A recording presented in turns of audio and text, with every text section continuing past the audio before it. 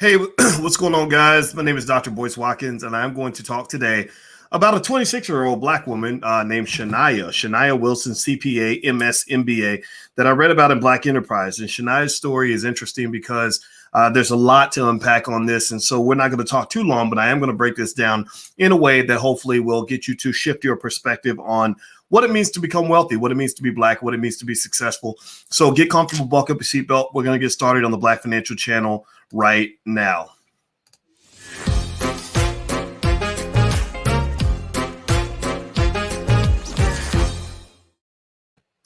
Hey, what's going on, guys? Welcome to the Black Financial Channel. That's theblackfinancialchannel.com. My name is Dr. Boyce Watkins. I'm your friendly neighborhood finance professor. On the Black Financial Channel, we talk about Black economics every single day. We talk about powernomics and Black economics and Black wealth and closing the wealth gap every single day, sometimes several times a day. And we have a B1 philosophy. We put our community first. We make sure we solve our own problems first. We make sure that our community is at the top of our priority list. We believe that B1 means that we make ourselves the number one priority. B1 means that we believe Black people can be number one in 40 or 50 years if we do things right. And B1 also means that we must be one in order to be successful. So if you agree with the B1 philosophy, put a B1 in the chat, hashtag B1. Use that hashtag everywhere online when you're joining conversations. That way, you can participate in discussions with other people in the B1 community. People who are not B1 are people that probably need to spend another 20 or 30 years or a couple generations catching up with us because we are deciding what the future is going to look like. And we pick out B1 stories that are inspirational to really talk about. And today I found one in Black Enterprise that somebody sent to me. Shout out to Stacy, one of our team members who sent this story to me in Black Enterprise about a sister named Shania Wilson. Now, Shania is 26 years old. She's a certified public accountant. And the story about Shania is this. Let me read some of this to you. Hit the thumbs up button. Please hit the thumbs up, share, subscribe button if you haven't done it yet. Do that right now. We're growing our Black media. We need your help. So it says here, 26-year-old CPA Shania Wilson left her PhD program to focus on growing her business. In less than 3 years, she's already built a 7-figure accounting and tax planning business. She's also the founder of Tax Essentials Learning Program, TELP. Through this venture, Wilson educates aspiring tax professionals on the tax code and teaches them how to build their own tax practices. Quote, sometimes I randomly think, wow, I really left a whole PhD program halfway through just to focus on growing my business. She also says, please never let a job title, a degree, or a person be the factor that stands in between you and pursuing your dream. Those things will always be there, but your time and opportunities are not so secure. You never know what is waiting for you on the other side. Be a risk taker and do it with confidence. Okay, so I saw this and I thought this was really great. And obviously, reading her story, she basically had a full-time position as an assurance accountant. Her time was cut short due to her acceptance into a PhD program. The company forced her to resign, making her choose between her lifelong dream of a PhD and a career building at one of the largest accounting firms in the world. In 2018, she started a PhD program. She studied accounting and information systems, becoming more adept at accounting technology, coding, machine learning, and cryptocurrency. But after 2 years in the program, she realized her heart was somewhere else. Her business, Fola Financial, was growing rapidly and garnering national attention. Because of the PhD program requirements and limitations for entrepreneurs, Wilson had to make another difficult decision. And basically, she decided to bounce. She ended up leaving, and the story's in Black Enterprise. If you want to look it up, it's a really interesting story, and there's a whole conversation there. But I want to dig into the beginnings of it to help you kind of see what's happening here in this story. What you're really seeing here is you're seeing a butterfly pop out of a cocoon. You know, this young, beautiful butterfly, this Black woman who's got all this Black excellence, all this Black girl magic, all these things that make us special.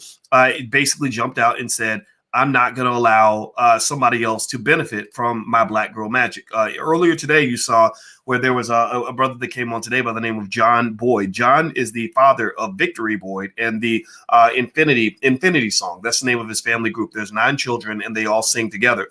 They sing so well, and Victory is so talented as well that they sang for Jay-Z. He signed the whole family on the spot. They wrote Victory wrote 3 songs on Kanye West's last album. That's how much they've blown up. They started right here in the B1 community. They started right here with us, and you guys blew them up. You guys, by sharing their videos, by pushing out Victory's beautiful music, have made her into an international celebrity. Now, one of the things that John mentioned that I thought was really fascinating was he talked about 2 things that I thought was really important for us to understand as B1 type people. Is one, that you have a lot of talent in your community right there in your family that you may not be aware of. A lot of the reason why you can't see the talent sometimes is because you're waiting for somebody else to acknowledge the talent. You're looking for a job. You're looking for somebody to say, hey, you're good. You're smart. You're a smart boy. You're a smart boy. Why don't you come work for me, boy? Why don't you come work for me, you smart boy? You're a smart gal. Why don't you come work for me, you smart girl? You can come in here and I'll give you a good job and pay you good money. We're like, okay, boss, all right. Yes, boss. My boss said that I was smart. My boss said that I was special. My boss said that I was significant, right? And that's what you live off of, right? You know what I'm talking about. Give me a yes or no in the chat if you know what I'm talking about. You have a lot of families that will congratulate you because somebody gave you a job, but they will not congratulate you if you go start a business. You have families that will be more excited about being acknowledged by an admitted racist, white supremacist individual or organization before they will be excited about you being acknowledged by your own people. Tell me if you know what I'm talking about. We have what is called bad economic soil. Bad economic soil is like bad soil in the garden. Beautiful things can't grow out of bad soil. Healthy food doesn't grow out of bad soil. You can't grow anything in bad soil sometimes. So when you have your little entrepreneurs, your young shanias who are brilliant and capable and ready to go to the top of the world, you squash them down, you crush their soul. You know, you give them a bunch of hell. You tell them, well, if you quit that job at the post office, you ain't gonna never be able to pay your rent. Like, what are you talking about? When my brother, God bless my brother. My brother is in his 30s, and he started a business with me. He started Great Black Speakers. It became one of the biggest Black-owned speakers bureaus in the country. And I remember when I told my brother to become an entrepreneur out of college. I love my family, but I had relatives calling me secretly saying, you got to talk him out of this. You got to talk him out of this. This is going to be bad. Right. And this is not really normal. This is not normal. There are some communities and some cultures where they never talk to their kids about getting a job. Did y'all know that there's some communities out there that literally don't even ever talk to their kids about, like, talking about getting a job is like talking about worshiping the devil. They literally do not raise their kids to go worship the devil. Whereas we raise our kids to worship the devil. And when I say the devil, I'm talking about Farrakhan's devil. You remember he used to say, they're doing white devils, right? Now, I'm not talking about all white people. I'm talking about the wrong white people. I'm talking about the bad white people. I'm talking about your boss. I'm talking about those people that mistreat you on the job every day. Those are devils to me. So when you are, pay attention now, when you are committing yourself and committing your life to serving people that you call devils, then you to some extent are worshiping the devil. They become your economic gods. What does God do? God is a person or a thing, an entity that decides whether to bless you or curse you. God is this entity that you get on your knees and pray to, hoping that you can get more blessings if you honor the God more, if you worship the God more, right? So in white America, in this country, when you talk about white supremacy, the most interesting thing about white supremacy is that you have these economic gods that run this system. These economic gods that decide if you're going to be successful or fail or a failure, that decide if you're going to rise up or stay down. And you honor those gods. You see Black folks like that on TV. Many of the Black folks I know that get on TV that are famous that you really look up to are people who simply pray to the God. They went to LA and somebody said, hey boy, if you bend over and give me something, give me a little that tush that I can get you on TV. Well, they bent over and they took it. They wanted that. They wanted that opportunity. They bent over and served the God. So what I'm saying to you is that you got to stop raising your kids to worship the devil. You got to stop doing that. When you raise your kids to worship the devil, well, the devil plays devil games. The devil is a swindler. The devil will lie to you. The devil will sneak up and manipulate you and harm you and take more from you than you thought you were giving up. You think you were only giving up a few hours a day to go to that job, but really to some extent you were selling so many things that are much more valuable. You're selling your soul. A lot of people lose their soul. They lose all their courage and all their passion because every single day, all that's beaten out of them by some horrible job. You lose time with your children, right? You don't get to spend time with your kids. Your kids never see you because you're always at work. You lose thousands of hours of your life where you could have been spending time finding yourself, enjoying life, being with your family. You can't do that because you were with the devil, and the devil was, you think the devil was only taking a few hours a day, but really the devil was taking a whole lot more than that. So do me a favor, hit the thumbs up button, hit the share button, hit the subscribe button, put a B1 in the chat if you get what I'm saying. Give me a B1 to let me know that we're on the same page. I'm not talking crazy. I don't want to talk over your head, but I'm not going to talk under your feet either. I'm not going to drop myself or drop these ideas to the lowest common denominator just to make people feel comfortable. No, I want you to leap up and I want you to catch up. I'm not going to always meet you where you are. Sometimes I need to tell you to meet me where I'm at, meet me where we are. Right. So give me a B1 in the chat if you get what I'm saying. So here's another thought that I had about this. I related to the story a lot. I was in a PhD program. I got my PhD at Ohio State University. And in fact, actually on my Instagram, I have a picture of when they put the robe on me. Now, and now here's the thing. In many so I mentioned something on my Instagram. My Instagram is The Real Boyce Watkins. I'm gonna show you this post I put up on my Instagram, and I'm actually gonna put my Instagram up here. I hope everybody will go follow me on Instagram because again, I need more intelligent Black people following me because I'm blocking people every day. I'm telling people to go away every day because if you ain't ready, if you come in with that ignorant Negro stuff, I can't do that. I don't have patience for ignorant people. I can only talk to you if you want to learn. If you don't want to learn, then that's okay. Just go listen to Cardi B or something. Maybe she'll give you something that's more acceptable. But here's what I want you to see. Look at this. This is something I wrote. And I want to lay this statement down. I want to try to interpret it properly so you understand what I'm trying to say. I'm going to read it because some of you may not be able to see it. So let me read it to you. It says this. If I had another child, I wouldn't tell him to go to college. I would tell him that he must learn how to read, write well, do math, learn Black history, master critical thinking skill, and learn to start a business. At that point, he would be on his way to being a millionaire. College would be optional. Now, let me explain that statement. Let me lay that out for you. And there's my Instagram. Follow me on Instagram. When I laid that statement out, there were people that misinterpreted what I was saying. They thought that I was saying that college is for suckers or college is bad. Now, I've been a college professor for many years. My PhD has provided me tremendous benefits. Right, I've made millions of dollars from my PhD. I'm very, very happy about that. No complaints about that whatsoever. But let me kind of give you the other side of that and why I made that statement. Sometimes your pathway to so-called success is based on what you know. I talked to a brother in the South Side of Chicago who said that, yeah, a lot of me and the young guys listen to you because we don't know how to make money. So because we don't know how to make money through stocks and real estate and all that, we will go and do crazy stuff to make money because that's all we know. Right. And so sometimes you pick a path that's based solely on what you know. But after you go through that path, usually 9 times out of 10, you're going to find that path was not the optimal path, especially when you're going down a path that nobody in your family has gone down, right? Nobody in my family had ever gone to graduate school that I know of. Nobody in my family had gotten a PhD. Nobody in my family understood what I was going through. It was very, very stressful. You can imagine studying 7 to 8 hours a day, 7 days a week, including Christmas, and still failing your exam sometimes. Like that's how stressful it was. It was extremely difficult. And it took me I think I've graduated, finally got done with school when I was 31 years old. It was very awkward to spend over 10 years in school to get the PhD. Now, why did I do that? Well, one side benefit was certainly that I gained a lot of thinking skill and all this other stuff. But the other reason I did it was because I wanted to get a good job making good money. I did not want to be broke. I didn't want to be poor. Entrepreneurship culture was not in our family. So I did make money. When I got my first job at Syracuse, I made $115,000 a year. That was a ton of money for me back then. Then eventually I became an entrepreneur. I made a whole lot more money than that. I don't want to get focused on the money because the money honestly isn't that important once you actually have enough. Money, it really mattered to me a lot when I didn't have enough. And then once I had enough, I didn't care about it anymore. It honestly is not that big of a deal to me. This is bigger than money. But here's my point.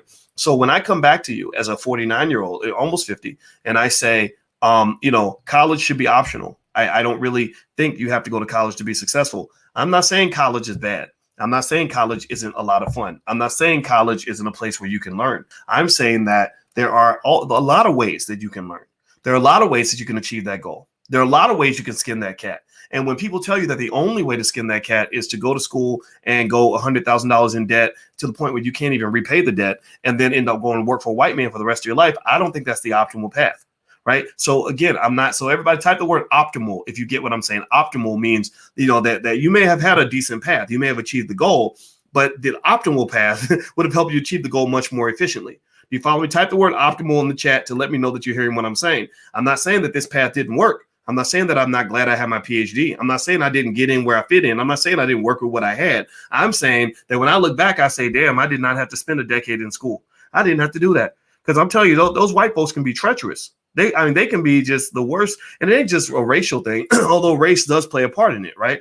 But it was just terrible. It was really traumatic. Alicia and I, my wife is a PhD. She's a full professor of social work and very smart Black woman. She's a licensed therapist and all that other stuff. And we both kind of laugh about the battle scars we felt from going through our PhD program in terms of how stressful it was. And now we both literally are making more money outside of academia than we ever made as university professors. So if you were to ask her, like, is that the optimal path to do exactly what you were planning to do when you were 25, 30 years old? Excuse me, we would both say no, that's not optimal, right? So, if I were to do it over again, here's what I do. You know what I would do? I would I would join some program where there was some millionaire teaching people how to start businesses and run companies. And I would devote all my time to learning everything I need to know about how to start a business. And then I would devote the rest of that time to learning, to making sure I'm buying stocks consistently, and also devote the rest of the time after that to learning about real estate. And then I would learn where the money was at so that I could get out of this hellhole that I was feeling in my life. Most of the racism and white supremacy that exists in America is economically related. All this stuff about social justice and everything else, it's not that it's not real, but it becomes a distraction. You don't understand that in America, you live in a capitalist democracy. America is more capitalist than it is democratic. It's more capitalist than it is anything else, right? So money matters. So you can chase justice all day long, but if you're chasing justice without no money in your pocket, you're never going to get justice. You will never get justice because America is just us meaning people that have resources. So don't fall into the sucker trap. I want you to be smart. I want you to tell your kids the right way to be successful and to be powerful. And what this sister story does for me is it pushes me and it reminds me of what I think is the best model. I congratulate her. I don't even know this young lady. I never met her. I got kids. I got kids older than her, but I'm looking at her, I'm super proud of her. And I'm like, okay, this is the future. She's now a multimillionaire in her 20s because she took a different path. She didn't follow the white supremacist path. Okay, go to a big white university and then go work for a white man and hope for the best. No, she went and said, no, I'm going to display my black excellence. I'm going to take my black girl magic and I'm going to mine this black girl magic and I'm going to make this into something worth millions of dollars. So pay attention now. So and she's not the only one. You've got thousands of people out here that are doing this. Thousands of people that are doing this. So you take if each of those people is making $1 million a year, and there's 1,000 of them, well, that's $1 billion a year. But I think there's more than 1,000. I think that. So imagine if we had 1 million kids in our community who were trained to take the same blueprint. Well, that becomes $1 trillion a year. Right. So literally, you can transport $1 trillion a year or more into your community by simply training more entrepreneurs and more people to become investors and owners of real estate. They're not all going to end up as wealthy as Shania, but I know dozens and dozens and dozens of black people who started off broke, started off poor, started off eating bologna sandwiches with no bologna. Literally, I'm talking about so poor, didn't even have heat in the house, didn't have lights in the house, who are making hundreds of thousands of dollars a year, or who have $700,000 in their 401k because they made consistent investments with their money. They didn't necessarily go off and become an entrepreneur like Shania did, but they were smart with their money. They did not follow the white supremacist path to success. The white supremacists will only give you a path to success that feeds white supremacy. So when they tell you go to school, get a degree, go work for somebody, go work for someone who's white, what they're basically doing is they're putting you in a position where you can survive and play survivalnomics, but they're not putting you in a position to play powernomics. Powernomics is played above the rim. Powernomics is played when you're coming in from the top. Powernomics is played when you have the true economic high ground, and the owner has the high ground. The producer has the high ground. The investor has the high ground. Anybody in military, shout out to all the veterans in the room. Shout yourselves out if you're a veteran. Every veteran in the room, I bet you could tell me right now that in a battle. Let me ask you all this question. Answer this for me. In a battle, do you want the high ground or do you want the low ground? Do you want to be shooting from below or shooting from above? Which would you rather have? Do you want the high ground or do you want the low ground? Somebody answer that question for me in the chat, because I can tell you that entrepreneurs and investors and producers are shooting from the top. They have the high ground. And typically those who have the high ground end up winning the battle. And don't you think for one second that economics in America is not a battle. It is a battle. And the reason that many of our people lose the battle is because they don't even know if there's a battle. Because they're being played as a pawn in somebody else's bigger battle. Right. So don't let yourself get played like a sucker. That's extremely important. Now, for those of you that want to dig deeper into learning about business and everything else, we have this great class in the Black Business School. And it's our Black Money 103. It's the third class in our Black Money sequence. And attorney Nicole Compton is coming in this week to literally go through all the steps required to start a business. She does regular lectures and breaks down everything on how to get your business started, how to fill out the right paperwork, all the little things you need to know to start a business. So don't think you have to do it by yourself. Feel free to go to blackmoney103.com. She meets with the students once a week, and you can answer a ton of questions. And she is a brilliant Black lawyer. I've worked with her for about 20 years now, and she also started her business with a $500 credit card, and now she's doing really great. So feel free to go to blackmoney103.com, or you can just talk to our people at the Black Business School about anything that you'd like to know, and they can help you. And I think Black Money 103. Let me check something real quick. Also on Black Money 103, if you go to blackmoney103.com, feel free to go take a look. The class is open right now, so feel free to sign up with your family. Okay, guys. So that's it. That's all I wanted to share. Later on, I actually want to talk a little bit about another interesting economic concept that was on my mind. I'm going to bring Alicia in on this. I saw I don't watch any of the videos about, like the Kevin Samuel stuff. Honestly, I don't have time to watch. I just don't really watch a lot of the content in the Negro sphere, if you call it, like in terms of just all the crazy stuff going on, people fighting back and forth and all that. Even videos that are about me, I don't watch them. I might watch like 30 seconds of it, but I don't even watch 30 seconds half the time. But I did hear somebody say that they felt that a man should never marry a woman who doesn't have kids. I heard that. Has anybody heard that? Tell me if that's accurate at all. It seems like there's a lot of guys who feel that women who have children are low quality, low value. I think that's the term people use, that you're a low value woman if you have children, or that having children is like a strike against you. Has anybody else noticed that? This is like a little side tangential point, but I want to try to ask you guys about that. Maybe I'm tripping, maybe I'm bugging, but let me know. Did anybody say that? Has anybody else heard that? Where kind of like single mothers, that have kids are just not the best picks, right? As far as dating. And that, now, mind you, like I'm probably a little biased because I married a woman who technically was a single mother, right? She does have children. I love her kids. Kids are fun for me. Kids are the best, right? But okay, there we go. Now little badass kids, that's another issue, right? Y'all don't mess with that. But I think, if the kids are well behaved and good people and they can add to your legacy and become great teammates, like my kids work with me in my business and everything, and I love it, right? Okay. All right. So here's where I want to address that for a second, because what's interesting to me, here's the thing that's very interesting to me, is that, when I hear these guys, and some of them are young, so I get it. Maybe you're young and you still, you haven't talked to an older man who can kind of break some stuff down for you.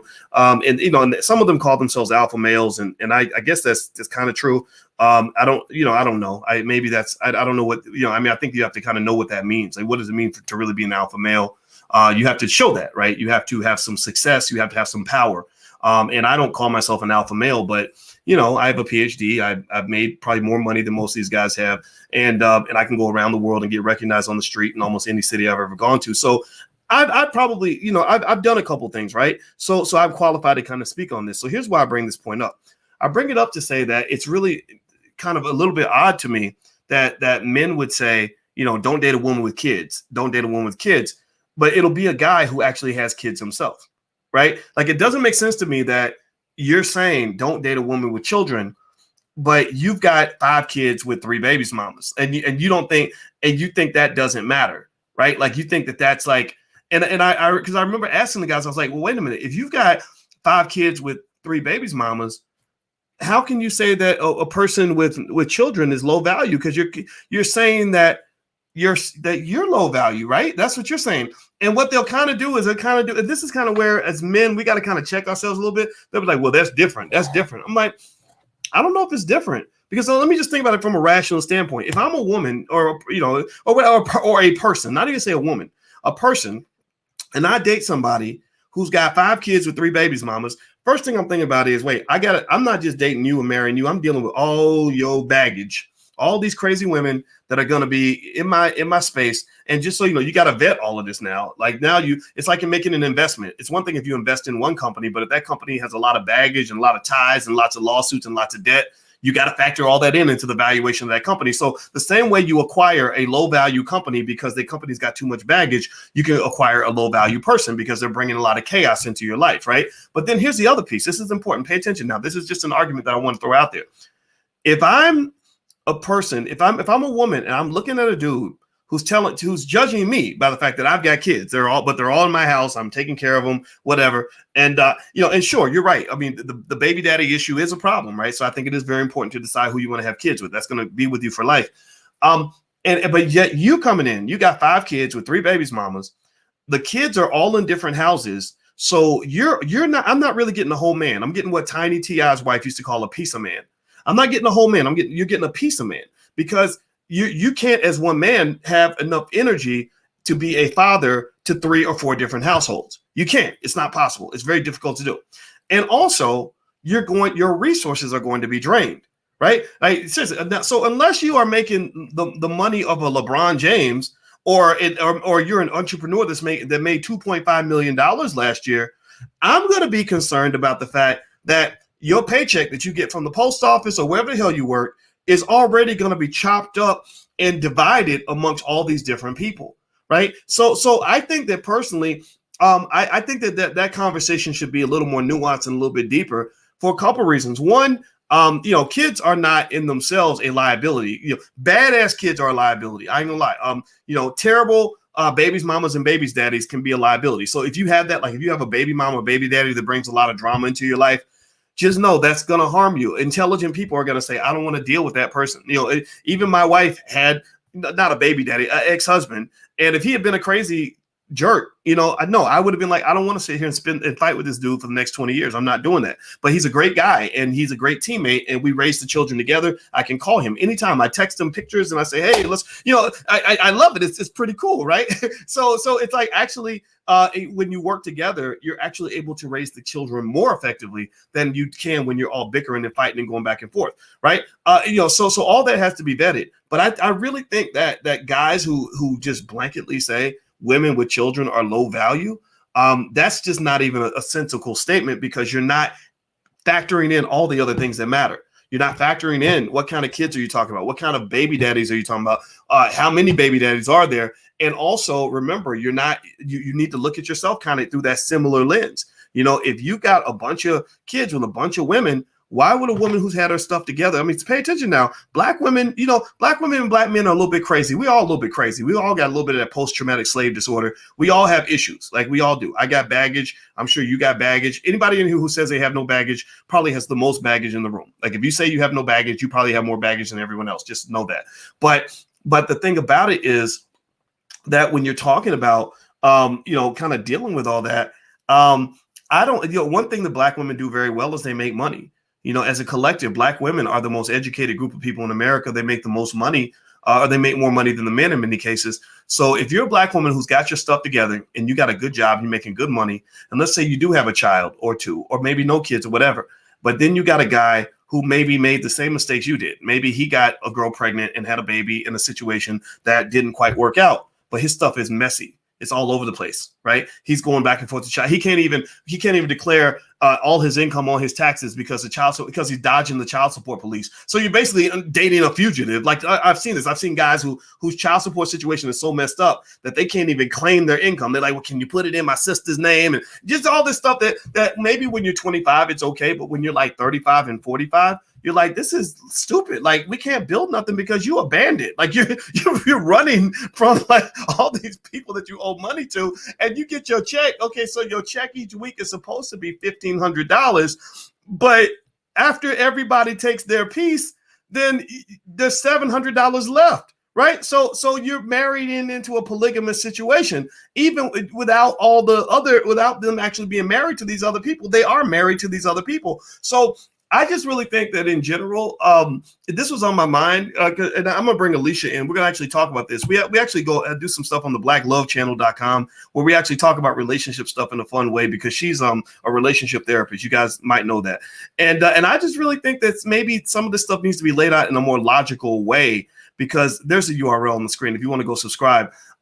Because some of this stuff that people say is just stupid. It's just dumb. And I would just say to anybody who's logical, and the people in the B1 community, the men tend to respect the women respect the men, but they don't deal with nonsense, right? So that means that a man can respect a woman, but every woman ain't a queen. You got to earn queen status. If you don't earn it, then you don't get it. Same thing. The women respect the men, but they're not interested in men who are coming with that nonsense, so it's okay to have some double standards periodically because I think men and women are different. I think it's okay to have different standards for different genders. But when you get to this point where because you have kids, you're low value because you're a woman, but I'm not even evaluating myself in the fact that I got 5 kids with 3 babies mamas and so much child support that I can't even pay it back, which makes me that makes me a low value man. Especially when you measure things that men are measured on. Men are measured on their ability to provide consistent economic security. Economic stability is one of the most fundamental aspects of being a man, because if a man cannot provide stability and security, then what happens is women become very jittery and pissed off and uncomfortable in an insecure situation. They just do. I told you guys that story about the gangster goose that I met. You guys, if you've been following me, you know the story about the gangster goose. So me and Alicia were running. And there was this, and all the runners that were in front of us started coming back, and we were like, "Why are you coming back? Like we were supposed to run down this path." And they said, "Well, there's a goose in the middle of the road." And I was like, "What are you talking about?" Like, okay, a goose, big deal, it's a bird. So I got there, and there's this goose sitting in the middle of the road, and the goose is just sitting there. He's not moving an inch. He's looking at me, and I was like, "Why is this goose in the middle of the road? Like he's a bird. Like you think you can go shoo and he'll fly away." And so I walked up and tried to like make him move, and he just stood there. He just kept looking at me. He did not flinch. And he's staring right at me. He wasn't staring at Alicia. He was staring at me. It was a man. It was mano a mano. This was man to man. He wasn't looking at my woman. He was looking at me. And I'm like, okay, all right. So I'm like, okay, this is the goose. Like, this is a stupid bird. Like, who cares? Who gives a damn, right? So I walk up a little closer, and that's in his feathers like pop up, like he's getting a real defensive, like he's going into attack mode. And I'm like, damn, like, what the hell? What is going on here? So in my mind, I'm kind of playing in my brain, like, okay, is there some secret power geese have where they can kill you? Like they can, claw your eyes out or something, right? Because I'm thinking this is a bird. I'm not going to get punked by a bird. And then I moved a little closer. And then when I took that next step, the goose, his neck got real long to the point where he grew like 2 feet. He became the same height as me. Like, come on, mother. Like, we can do this, right? And I'm like, what is going on? Why is this goose like ready to throw it down with me? Like, and I walked to the left, he scoot to the left. I moved to the right, he scoot to the right. Like you're not coming past here. And I did not understand what the hell was happening, right? And so then what happened was I looked over to the side, and I saw a female goose, and she was sitting on her eggs and just looking at the water. Didn't even know her man was about to get into some old gangster shit. Had no idea what was going on. She's just sitting on some eggs, as peaceful as can be, just taking care of her babies, because her man was like, "Baby, I got this." Right. And I thought that is so cool. Like, and so I was like, all right, man. Okay, I get it. Okay, you're a strong black man. You protecting your woman. I respect you. All right, so come on, babe. Let's go. Let's let this man, have his baby, right, and protect his family. And here's the thing. Nobody taught that goose how to do that. Like, that goose didn't go to college. Nobody gave him a training program on how to be a man. He just knew it instinctually. And so so the crazy thing about the brainwashing you get in Black America, in my view, is that they neuter your men. They take what is natural inside of them and they extract it and they replace it with something else. They replace manhood with boyhood. They replace strength with weakness. They replace maleness with something that is very feminine. And next thing you know, you get these awkward, weird men who don't do the things that men are supposed to naturally do. They don't have as much sense as a goddamn goose. They don't even know. They can't even do what the goose did. The women's got their kids. They leaving the women out here just abandoning them. Well, screw them kids. That ain't my baby. I ain't taking on no responsibility. I ain't trying to do all of that. Right. And it's crazy to me. It's like, you don't even have the sense of a goose. Like, geese could probably have a better community than some of you guys could have, because you never learned anything about being a man. But then again, it's not always your fault, because you never had a man tell you these things. So maybe I'm that guy who is stepping forward to kind of say, you need to kind of think this through, and this is not a gender based debate, right? I mean, I think that we know that there should be standards for women as well. And I think that men have a right to challenge that for sure. But I think that this idea that a woman is low value because of the kids, or because there's a responsibility to be taken, or this sort of running away from any sort of accountability or any sort of need to provide and protect and all these other things that I think we're naturally wired to do, I don't understand that. Like, that's not what I was raised with. But again, I was fortunate enough to have a father. If I didn't have a father, I don't think I would understand these things, because who knows, maybe I'd be thinking like I'm like as a woman or something. I have no idea. So that's just my 2 cents on the issue. I know that was separate from the original discussion, but what the hell? We talk about whatever we want. And I hope this conversation helps you in terms of seeing things in whatever way works for you. And I want you to be happy, and I want you to be successful. And I think that there's rules to this game of life. I was with my 10-year-old just now. We went to the park. We went on a little bike ride, and we were talking about things like self-awareness. And I was asking her, if she knows what self-awareness means and how that works. And I was explaining, well, self-awareness is when you just figure out who you are, figure out what you like, figure out what your passions are, figure out the things you're afraid of, the things that you don't like, etc. And I think the same thing is true for all of us. Self-awareness, right? When you're talking about any form of relationship, business, personal, or anything, that self-awareness piece is critical. A lot of people don't do it. A lot of people don't have any idea of why they get triggered so easily, why all their relationships fall apart, why they're always fighting with everybody, and because they don't have self-awareness, right? And then people who don't have self-awareness are not typically interested in self-improvement. And I can tell you, people who don't have self-awareness to where they're completely unaware of the impact and the way they make other people feel, and also have no desire for self-improvement, those are absolutely the worst people in the world to be in a relationship with, because they're going to do all kinds of ridiculous, stupid stuff, and they won't even know why, and they're going to deny it every time. It's almost like when I would snore, I wasn't self-aware enough to know that I was a snorer. And so when people say, you snored really loud last night, I'll be like, what are you talking about? I don't snore. I don't make it. And they had to actually record me sleeping for me to know that, yeah, I snore like a bear, right? So the same thing is true. Some people snore like a bear. They make other people unhappy. They make other people uncomfortable. They destroy all their relationships. But because they've never done the work to become self-aware, they've also not done the work to self-improve. And that makes them horrible people. They enter every relationship completely damaged and completely screwed up. And then they spend their whole lives watching TV shows that tell them that it's somebody else's fault. So I want you guys to just kind of acknowledge that. I hope you'll get what I'm saying. We have different conversations on this platform. I want to see you do better. I want to see you engage in that self-awareness. And I also want you to make sure that when you pick people to share your love with, to share your precious time with, to share your precious money with, to share your precious energy with, that you pick people who are self-aware, who want to self-improve. If they are not self-aware and they do not want to self-improve, then you need to improve your life by getting the hell up out of that building as quick as possible. Period. That is a low value man. That is a low value woman. A person who doesn't want to get better is not going to work, because that's like connecting yourself to a tree that refuses to grow. Who the hell wants to be connected to a tree that refuses to grow, especially if you're trying to grow yourself?